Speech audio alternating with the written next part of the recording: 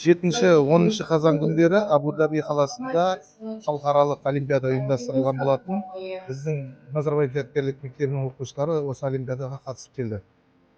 Біздің оқушылар енді бұл жерде олимпиада деп аталады олимпиада.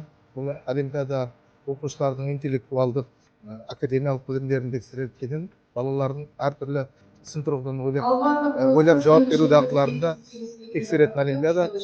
Жалпы осы олимпиадада біздің оқушылар екінші орынды иеленді.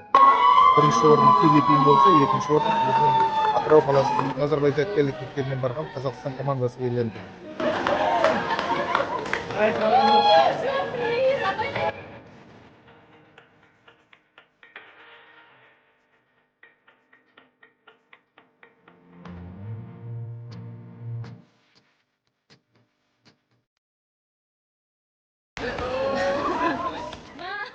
Сосын бізде 2 минутқа сөйлеп тұру болды.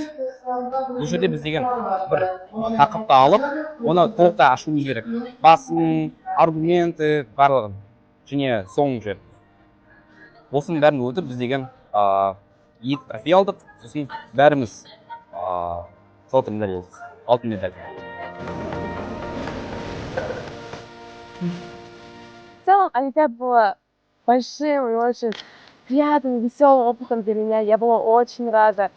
Честно говоря, это такая возможность.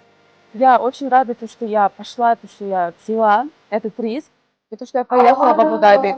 Потому что данная олимпиада, она не просто показывает наши знания английского, она также объединила разные народы нашего мира. Я увидела людей из Кении, я увидела людей из Индонезии, я с ними познакомилась, я с ними конкурировала.